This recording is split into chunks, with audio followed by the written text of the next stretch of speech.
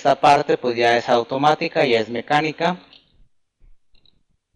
Y no hay por qué explicarla de nuevo. Si es el caso y hay dudas, pues adelante, hay que hacer las preguntas, ¿no? Ahora, dentro de este paquete vamos a crear una clase que le vamos a llamar sueldo.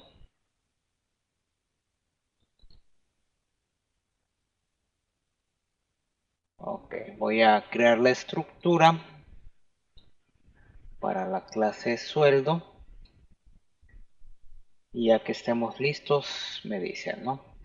Ilustra la incompatibilidad de tipos.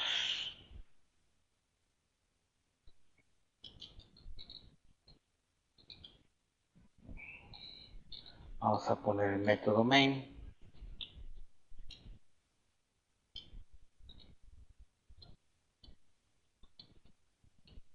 Aunque yo espero que ya esto igual esté mecánico y con los ojos cerrados, ¿no?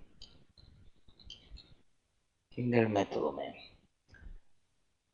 Muy bien, vamos a empezar el tema con ese concepto. Nosotros sabemos que Java es un lenguaje estricto en relación a los tipos.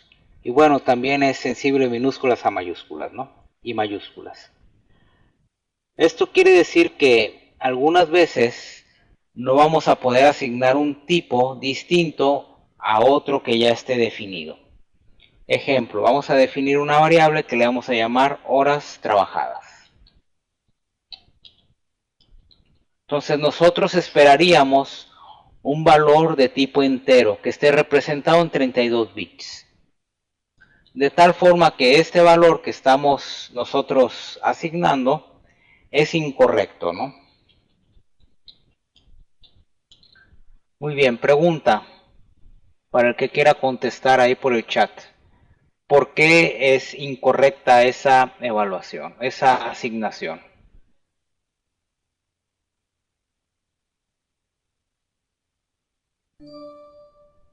Si se han entendido las explicaciones anteriores, debería resultarles sencillo dar una respuesta.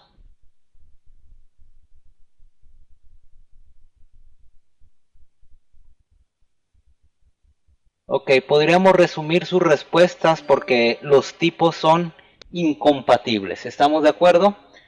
Ese valor de 47.7 está en un formato distinto al que espera pues la variable horas trabajadas. Por lo tanto, Java o el compilador de Java no nos deja, ¿no? En consecuencia, aquí el NetBeans nos dice que el error tiene que ver con una posible pérdida de precisión. Y se requiere ahí que el valor que se va a asignar sea de tipo entero. Y el valor que se encontró pues es de tipo doble, ¿no? O doble. Ahora, algunas ocasiones nosotros necesitamos asignar el sí por sí, o ahora hay muchas mujeres, así como las mujeres, se tiene que hacer porque se tiene que hacer, ¿no? Es ahí donde entra el juego la conversión de tipos, o en otras palabras, el casting. Entonces nosotros necesitamos que ese valor se convierta a otro valor de tipo entero. Entonces realizamos un casting. ¿Cómo hacemos un casting? Simplemente ponemos paréntesis y ponemos ahí el tipo de dato al que queremos compartir. Digo, convertir. Entonces, este valor ya no va a ser 40.7, va a ser 40 nada más. Y eso pues por ahí puede involucrar algo de pérdida de precisión, pero sin embargo el casting nos ayuda a trabajar con este tipo de situaciones. Lo importante es que se entienda que pues tiene que ver con la incompatibilidad de los tipos, es decir, la secuencia de ceros y unos que se maneja o se utiliza para representar un dato y otro dato distinto. Algunas veces Java hace esas conversiones automáticas. Cuando no puede hacerlas, nos dice a nosotros que las hagamos, como fue este caso, ¿no? Y es responsabilidad de nosotros tener en cuenta la precisión. Entonces vamos a poner ahí nada más horas trabajadas. para corroborar que en realidad ese valor ya no es un valor. Bueno, el valor que está en horas trabajadas ya no es un valor en punto flotante, ¿no? Sino es un valor entero.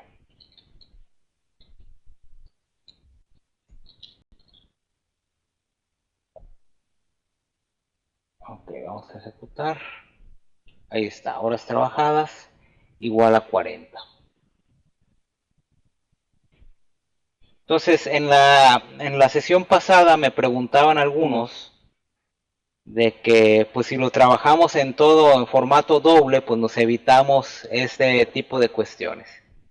Es verdad, cuando uno se empieza a trabajar con Java y pues va iniciando el proceso de aprendizaje del lenguaje, lo más recomendable pues es manejar un formato de tipo doble. Pero en algún momento pues vamos a tener que manejar enteros, flotantes, dobles, mezclar los tipos. Y es ahí donde entran pues el casting, ¿no? O las conversiones automáticas.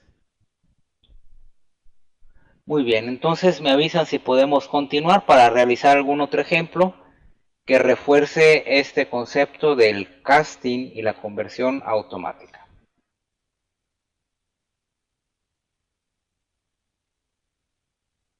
Muy bien, Pablo, a ver los demás, ¿cómo vamos? Muy bien, Lucio.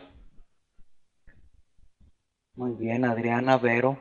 Son ejemplitos muy sencillos, pero ilustran conceptos que ustedes deben de asimilar, porque son la base de la programación en Java.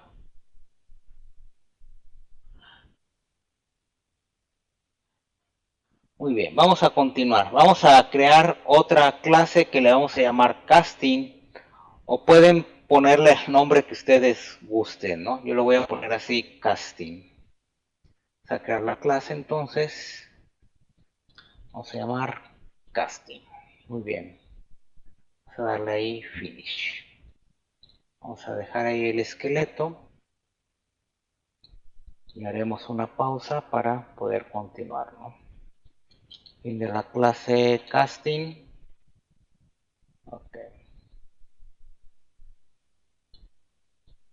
Ilustra las conversiones explícitas e implícitas. Ok, vamos a poner el método main.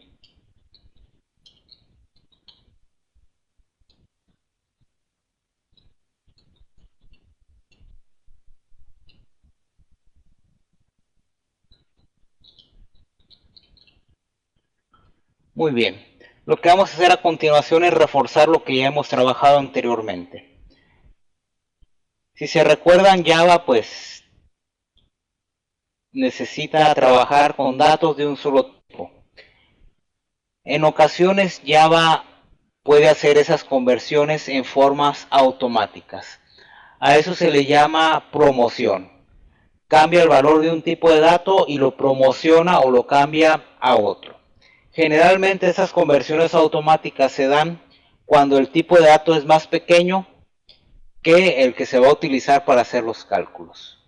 Y en el caso del casting, resulta que el tipo de dato es más grande y lo queremos asignar a un tipo de dato más pequeño. Ok, entonces vamos a recordarnos ahí de lo que hemos trabajado ya en estos días. Quiere decir que esta expresión, está representado en un formato de 64 bits y en un formato de 32. Entonces Java hace una conversión automática,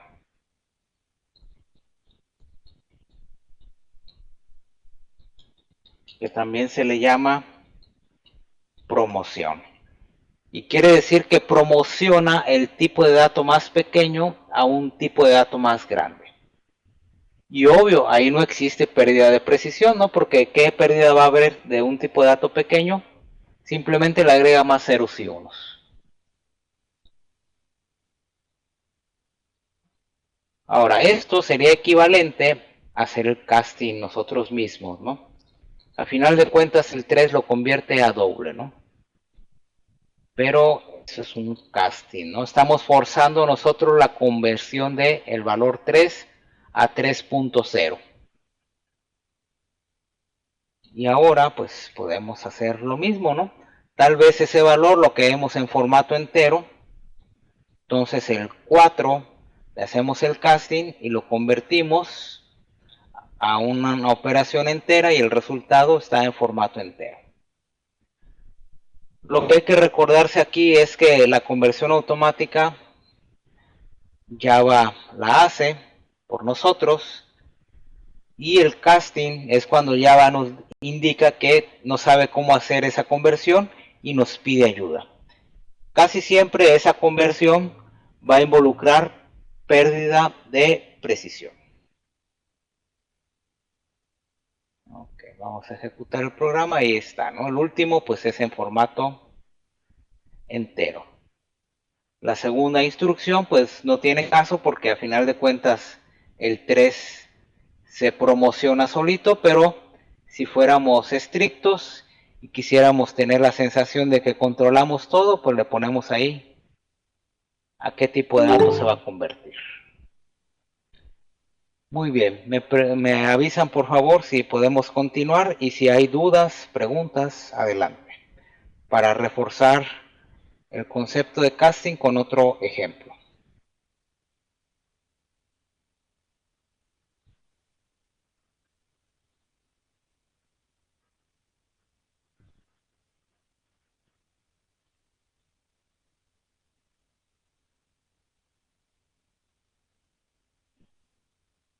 ¿En dónde, Julio?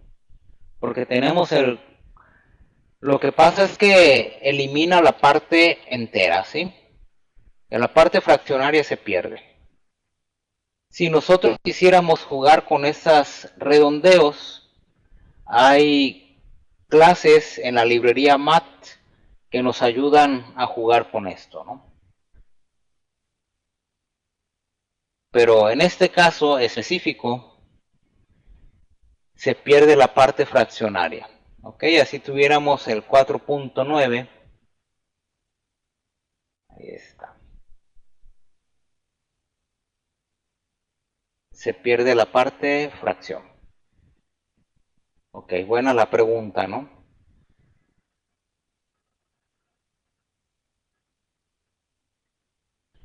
Muy bien. Por eso hay que tener cuidado con el casting y es el motivo del siguiente ejemplo, al que le vamos a llamar casting 02.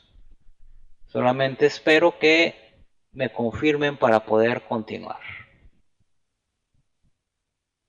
Porque en este caso yo estoy asumiendo el mundo feliz y en el mundo feliz pues no hay errores de sintaxis, no hay equivocaciones y todos vamos al mismo ritmo de trabajo.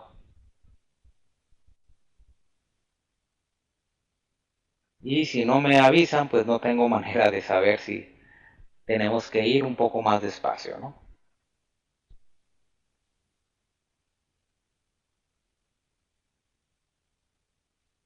Entonces lo importante aquí es que estos conceptos pues pueden aplicar a cualquier lenguaje de programación. Son conceptos básicos.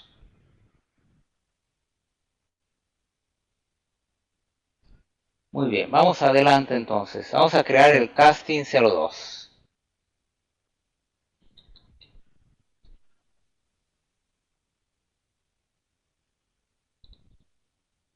Ok, voy a borrar esto. Voy a utilizar la tecnología del copy-paste. Para que sea más rápido esto, ¿no? Y le ponemos casting 02. Ahí está.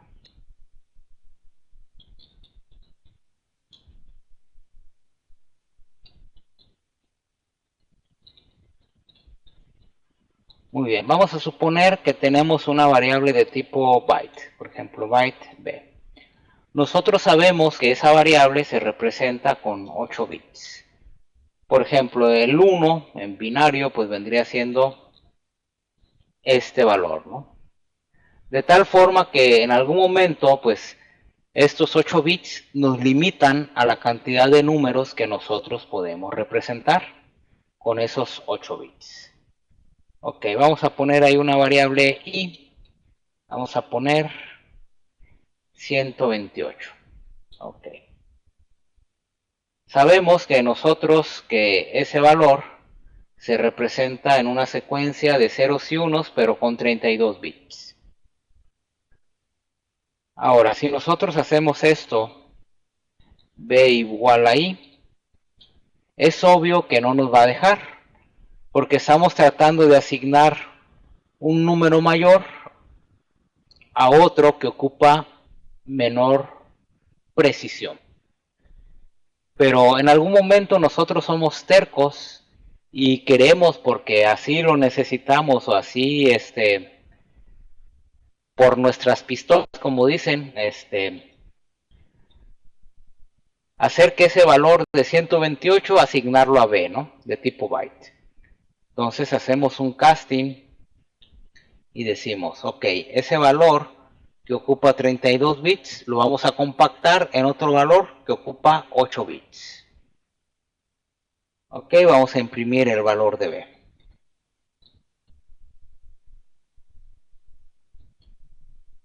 Ahora, lo importante que ustedes tienen que deducir, inducir, tratar de comprender es lo siguiente, ¿no?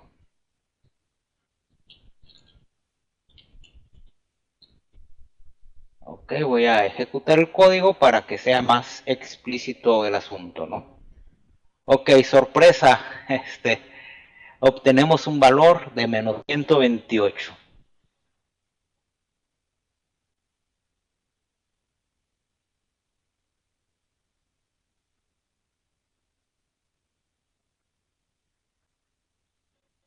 Ok, o sea, yo les pregunto a ustedes, ¿no? ¿Qué es lo que está sucediendo? Así es, ¿qué es lo que sucedió o hicimos mal?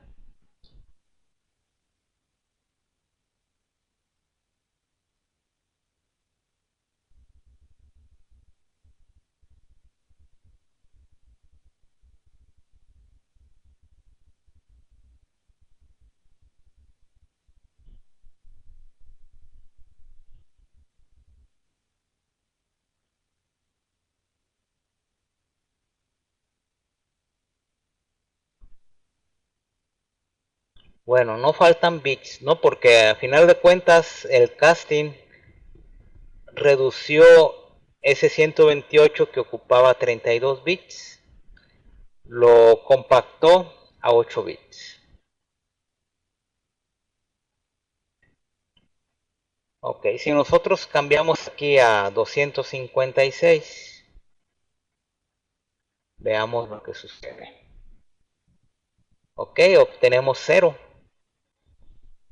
Entonces, ¿qué es lo que está pasando? Algunos por ahí ya tienen la respuesta, pero espero que participen los demás.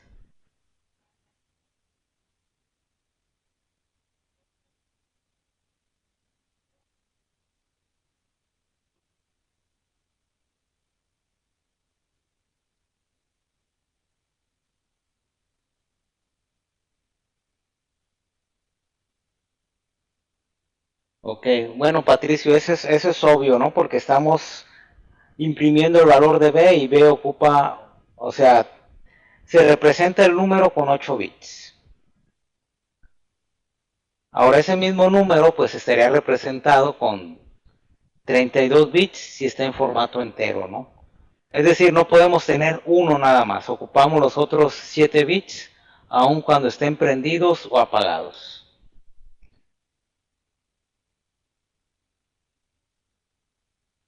Ok, vamos a explorar un poquito esto. Tómenlo como receta, no lo voy a explicar, simplemente nos va a auxiliar a entender esto, ¿no? Integer, vamos a convertir a binario lo que es el 256. Bueno, no el 256, más bien la variable i. Ok, voy a ejecutar de nuevo. Y este valor es este de acá, ¿no? Vamos a poner, completar los bits. Ok. Aquí van 16. Y aquí van los 32, ¿no? Ahí está. Ahora, todos estaban en lo correcto.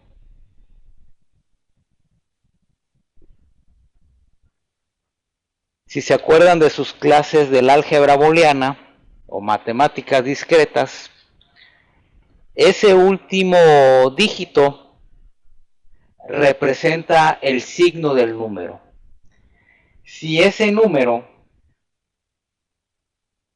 está en cero, quiere decir que la cantidad es positiva. Ahora, nosotros estamos haciendo ahí, pues, una reducción de estos valores, ¿no?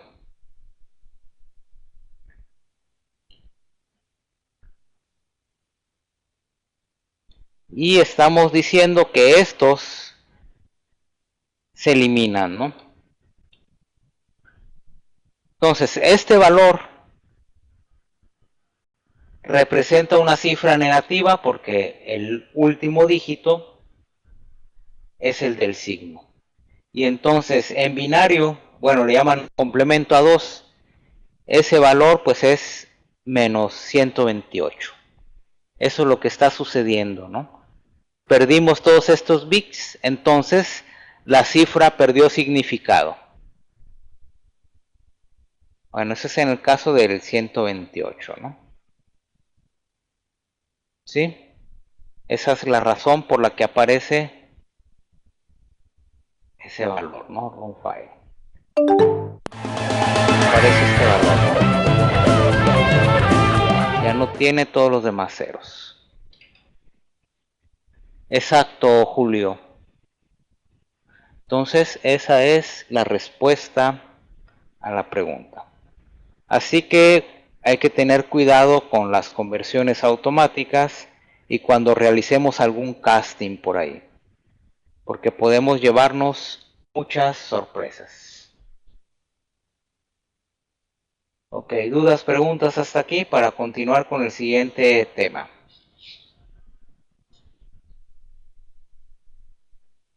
Exacto, Julio, se compacta, ¿no?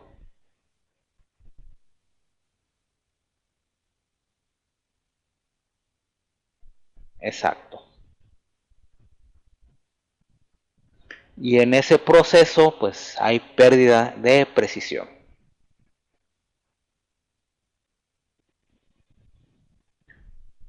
Muy bien, vamos a continuar si no tienen inconveniente. Ya se nos fue otro. Vamos a trabajar con las expresiones aritméticas y recordar algunos otros detalles por ahí. Nosotros sabemos que para que los programas o las computadoras hagan algo útil, deben ser capaces de procesar expresiones aritméticas. Las expresiones aritméticas básicamente son fórmulas con las cuales se realizan cálculos.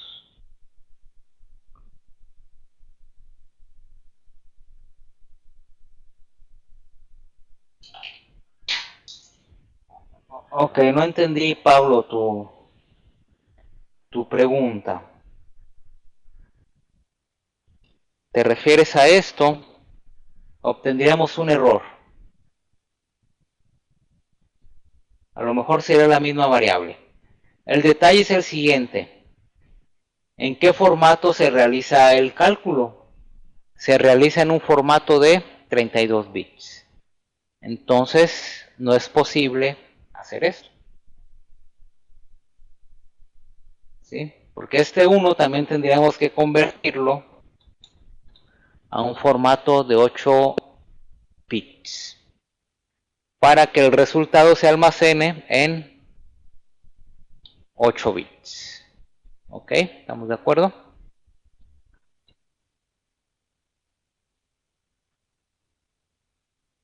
Ahí está. No sé si contesté tu pregunta, Pablo. Muy bien. Ok, sí va, Julio. Lo que pasa es que el resultado del cálculo pues no se alcanza a almacenar en un tipo de dato más pequeño. Muy bien, vamos a crear el famoso programa para calcular de grados Fahrenheit a Celsius. E ir practicando cómo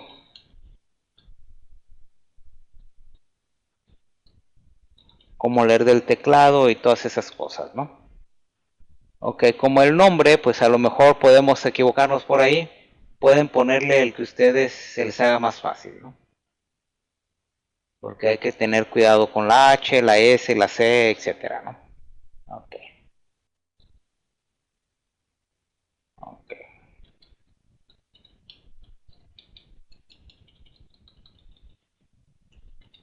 Entonces los programas para que hagan algo útil tienen que realizar cálculos aritméticos.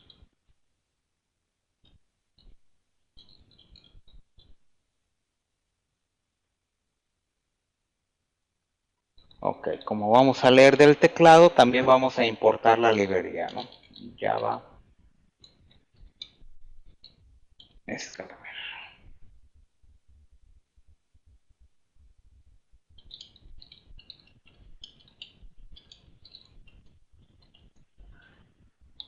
Ok, un punto importante.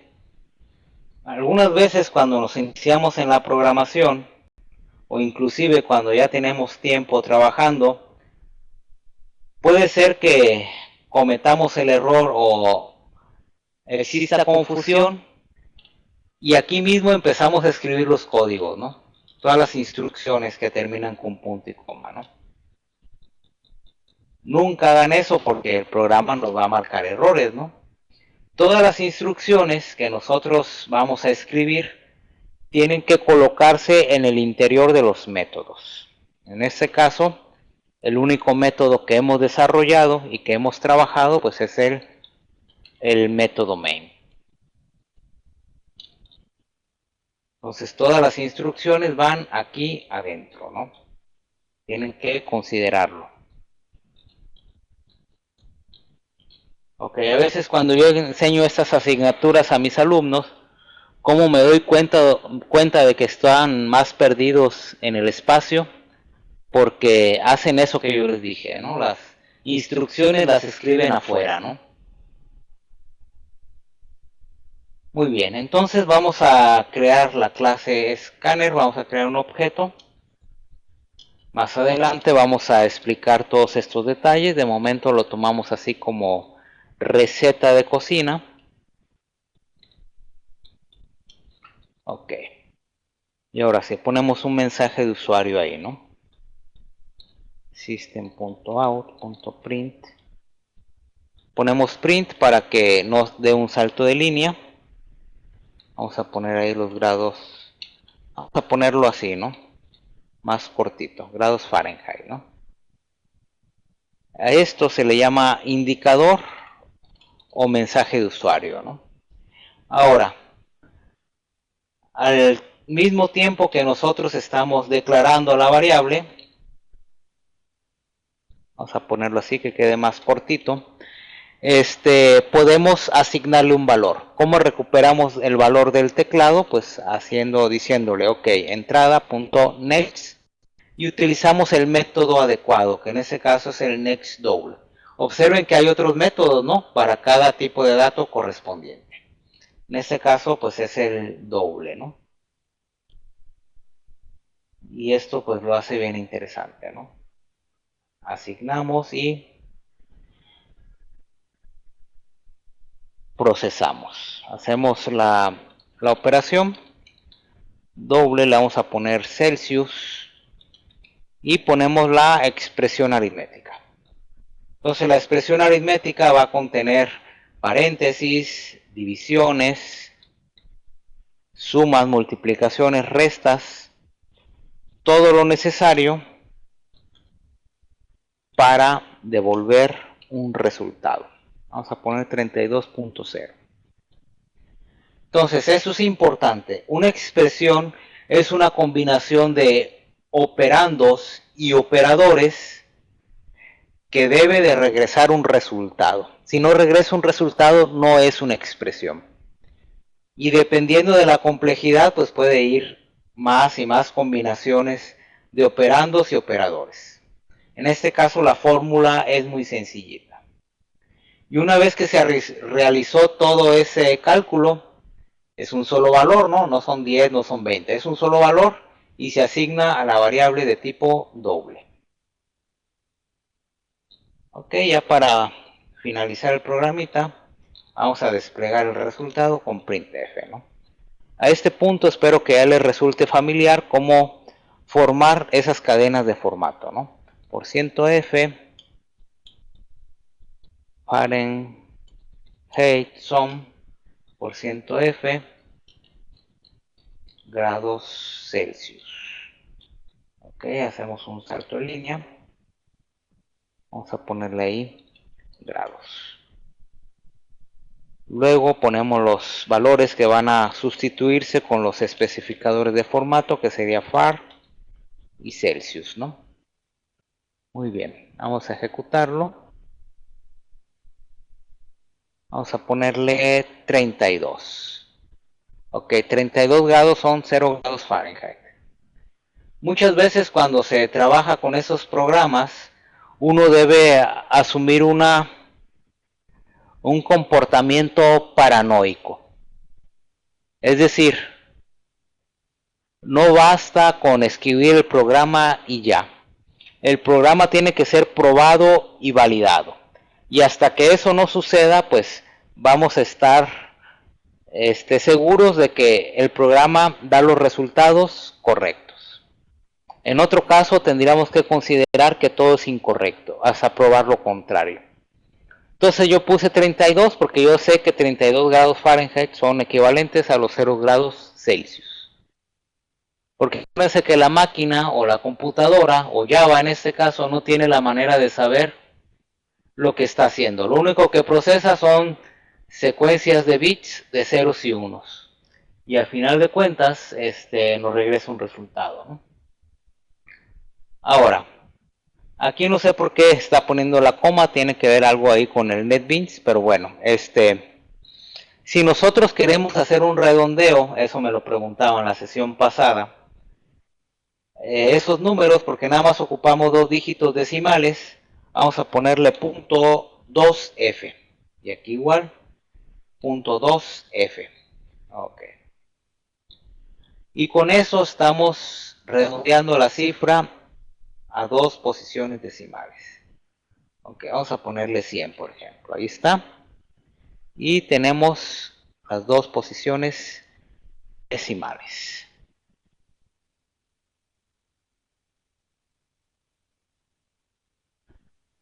Muy bien, me avisan por favor si podemos continuar. Si hay dudas, pues también hay que preguntar.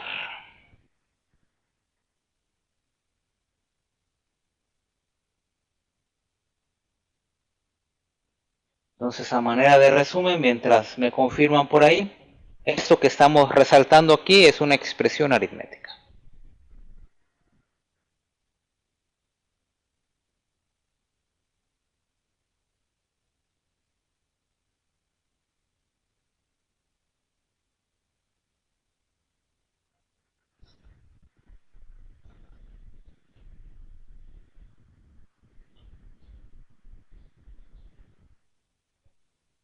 Muy bien, me avisan por favor cómo vamos para continuar con el siguiente ejemplo.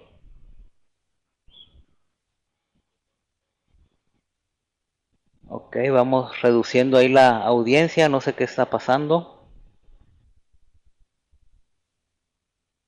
Si tienen problemas con sus máquinas o ya son expertos en Java.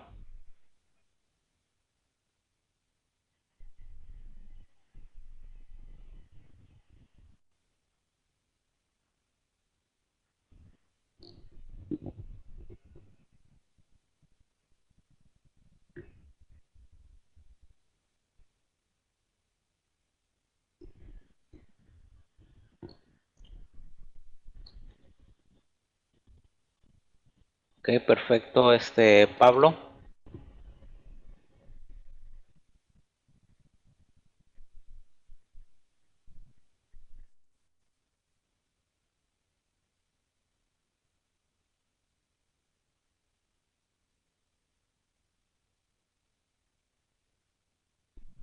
Estamos esperando nada más que me confirmen los demás para continuar.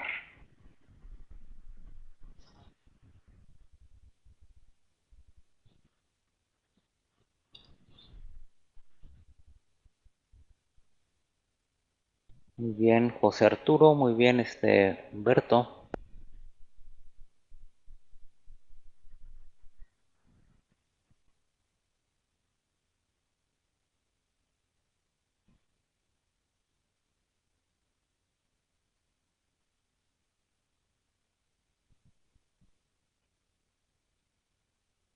Muy bien, Vero.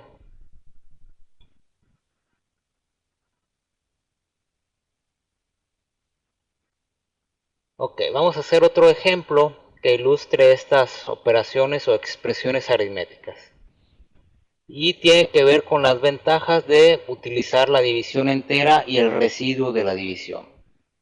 De hecho, este concepto, pues, yo dejo que lo descubran mis alumnos cuando les dejo ahí algunos programas.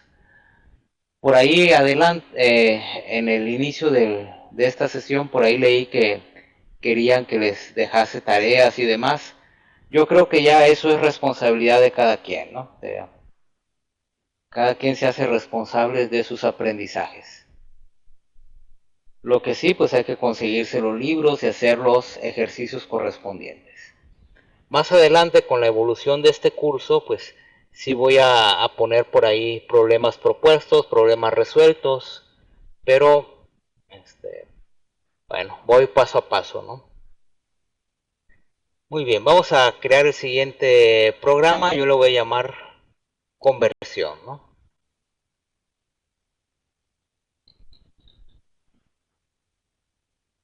Y el propósito de este programita es, dado un número de segundos, determina la cantidad de minutos y segundos que hay en esos segundos. Ok, esto es lo que resuelve, ¿no? Muy bien, vamos a primero trabajar sobre la definición. Fin de la clase, conversión. Vamos a utilizar la sentencia import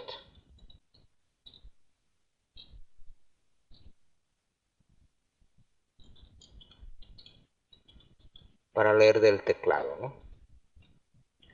Ok, existen otras librerías que nos permiten leer del teclado, creo que ya lo habían mencionado, pero la clase Scanner pues es la más sencillita y aparte nos provee algunas otras métodos que son de utilidad.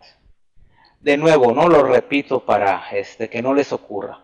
Algunas veces escribimos los códigos aquí, eso es incorrecto. Los códigos o las instrucciones tienen que ir en el interior de los métodos.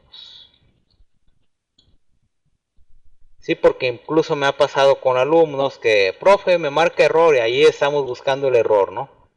Y no lo encontramos hasta que nos damos cuenta que falta el método main o algún otro método, ¿no? Muy bien. Vamos a crear la variable para leer los datos.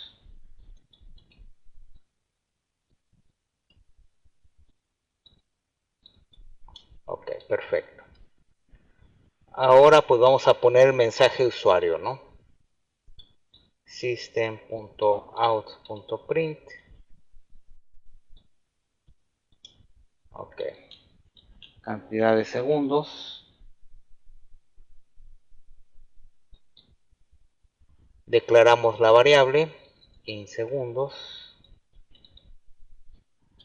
Y a través de entrada utilizamos el método para leer enteros, que es el nextInt.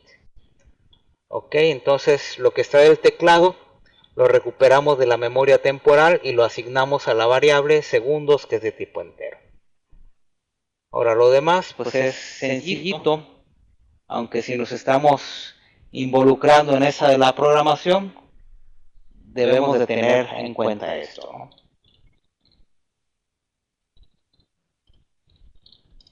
Ok, con esta operación aritmética con esta expresión, obtenemos el total de minutos que hay en segundos, ¿no? Vamos a ponerlo ahí.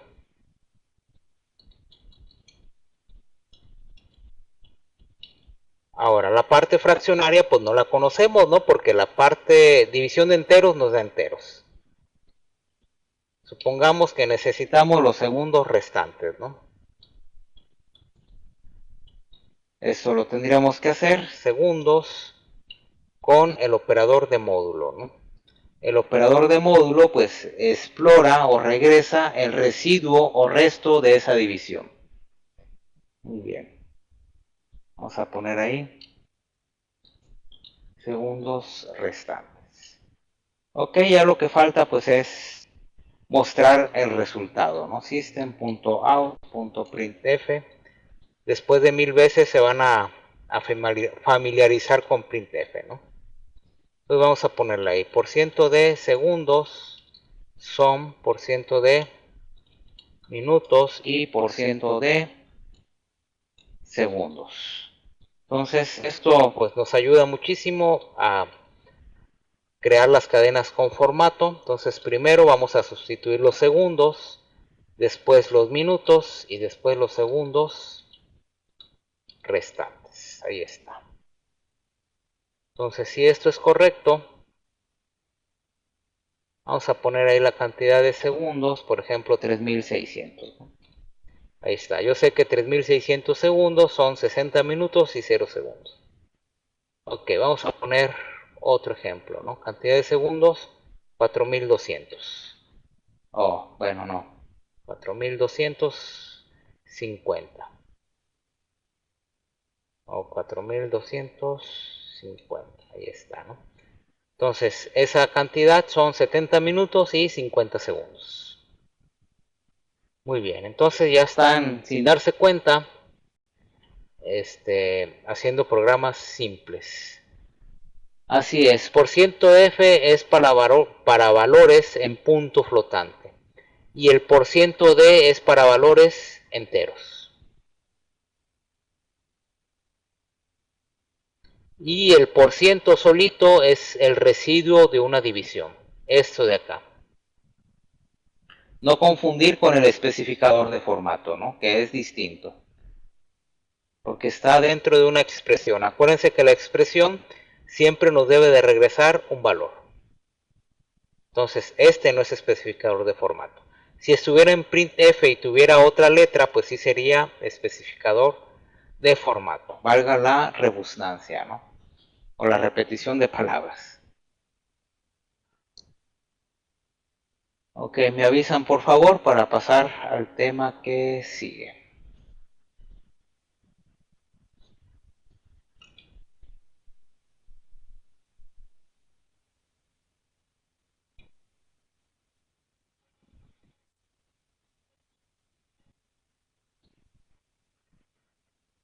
Ok, entonces este concepto que acabamos de desarrollar, yo se los dejo a mis alumnos, ¿no? Que resuelvan algunos ejercicios por ahí.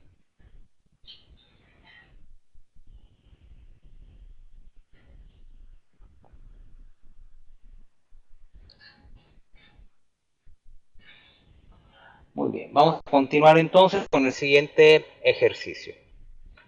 Ok, las expresiones aritméticas tienen operadores unarios y binarios, y hay por ahí un operador terciario. Los operadores unarios son esos que vamos a revisar, que es el más y el menos. Vamos a crear otra clase que se llame operadores unarios.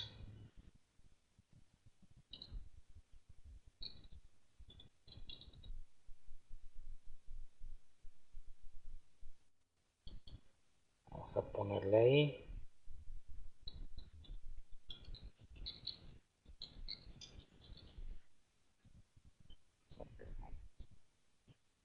Y luego ponemos ahí comentario de la clase.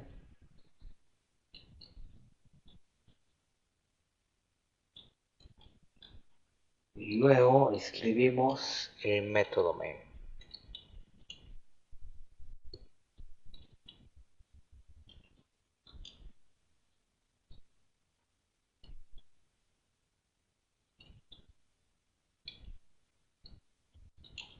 Y ahora sí, un operador unario es como este que aparece a continuación. ¿Sí? Ese de aquí. Porque solamente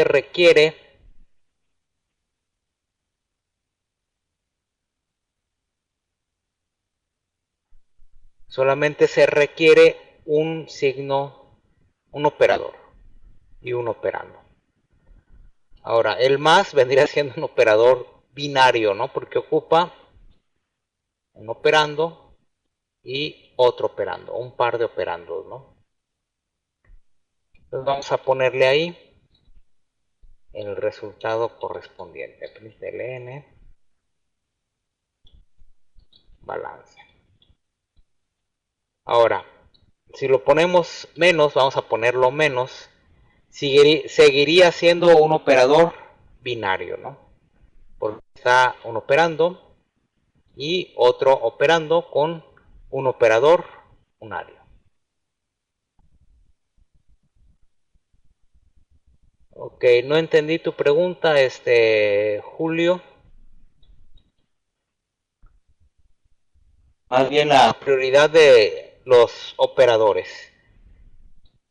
En este caso, si hay multiplicaciones o divisiones, se realizan primero y después se realizan las demás operaciones.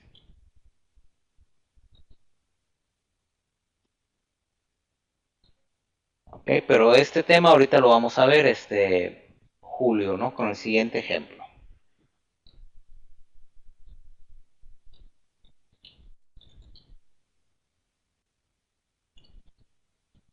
Ok, esto se sobreentiende, ¿no? El más 100, al igual que la aritmética, pues son números positivos, ¿no? Pero también podríamos tener esto, ¿no? Entonces se sobreentiende que estamos sumando dos números positivos. Ok. Vamos a ejecutar. Y ahí está el resultado. Uno es positivo y otro es negativo.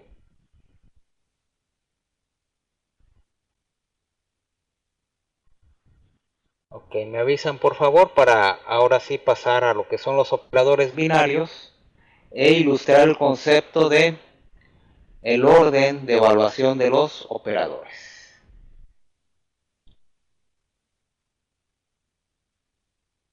Ok, me confirman por favor.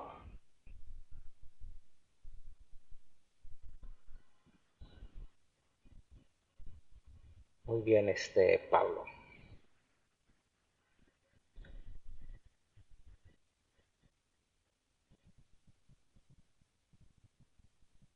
Ok, vamos a continuar, vamos a hacer otro ejemplo, le vamos a llamar expresiones. Expresión. O de igual forma el nombre, pues ustedes se lo ponen, ¿no? Así para que sientan que son sus códigos y son sus ideas. Muy bien, entonces,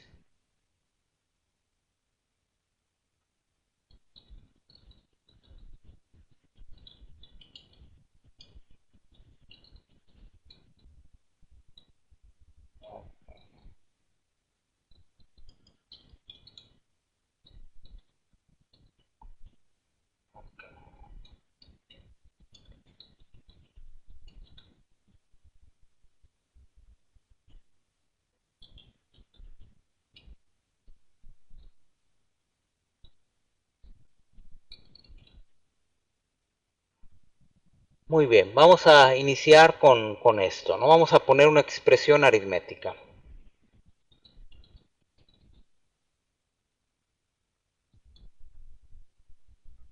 Bueno, ya dijimos que las expresiones aritméticas devuelven un valor, ¿no? Ahora, la mayoría de las expresiones aritméticas requiere de dos operandos. En este caso, el operador más requiere de el operando 8 y el operando 14. De igual forma, la operación de división requiere de dos operandos, ¿no? Por eso se les llama operadores binarios.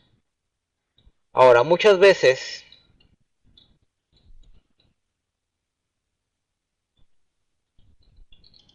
necesitamos controlar el orden de evaluación de esas expresiones aritméticas, porque en algún dado caso podríamos confundirnos en el orden y nosotros equivocarnos y decir, bueno, y la pregunta es, ¿cuál es el resultado? Claro, sin compilar, ¿no? ¿Cuál es el resultado que se obtiene al evaluar esa expresión aritmética?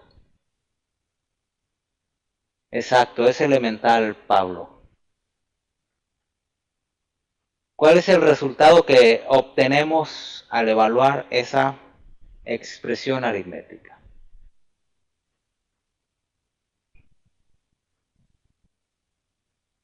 Ok, uno es 18 y el otro posible resultado, ¿cuál podría ser?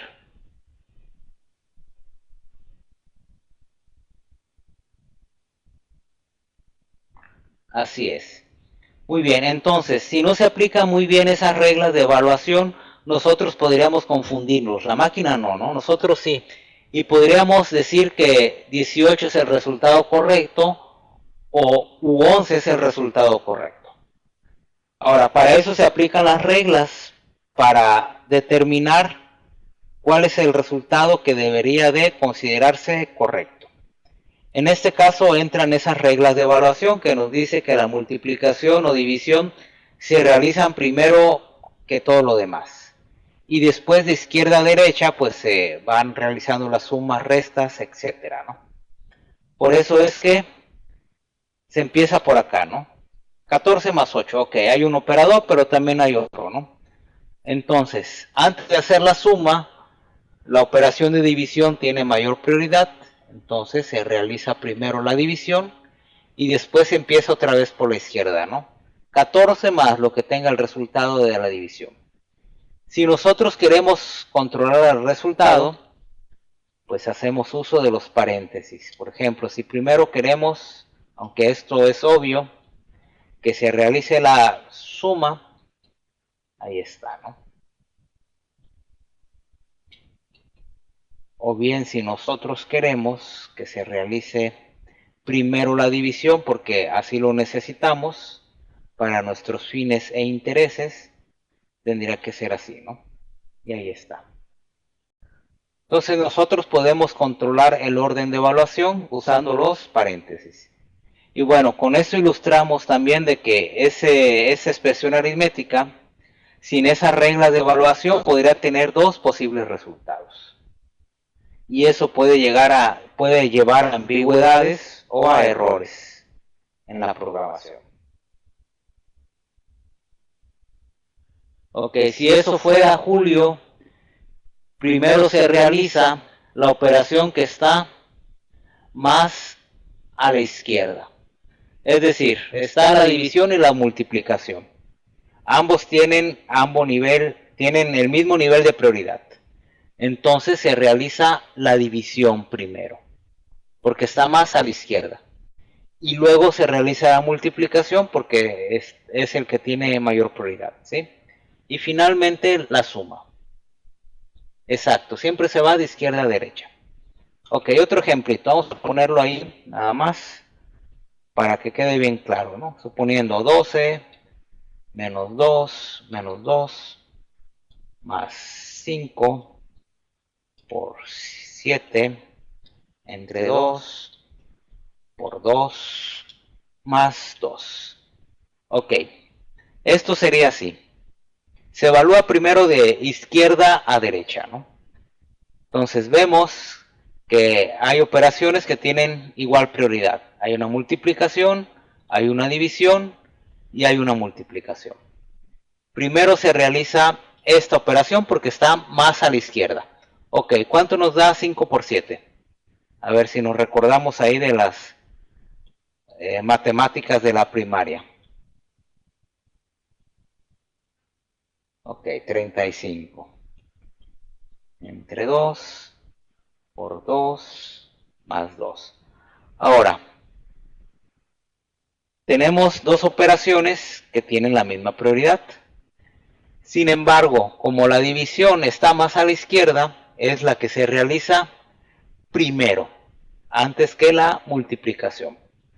De tal forma que cuánto nos da esa división entera, porque es una división entera, ¿cuánto nos da 35 entre 2? 14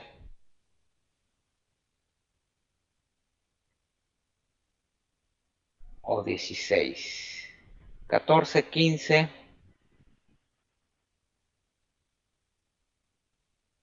¿Cuánto nos da 35 entre 2? A ver, ya a estas horas de noche ya se nos va el avión.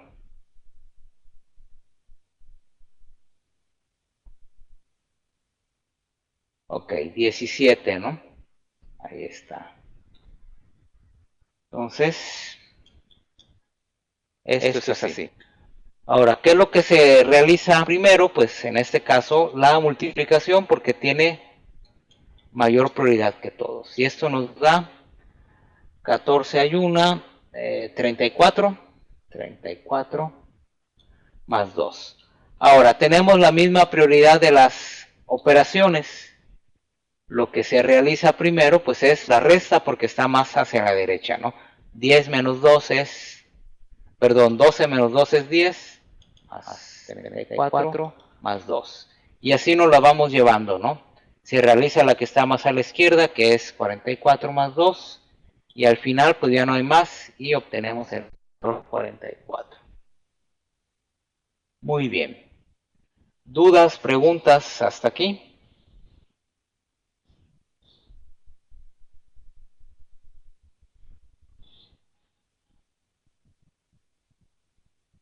Espero que no. Esto de la teoría de la precedencia, pues léanlo por ahí en el internet o en los libros. Acuérdense que tienen que estar leyendo y programando. No es suficiente con estar en el curso, ¿no? Digo, si realmente quieren aprender y que esto pues vaya tomando significado. De mi parte sería todo por hoy.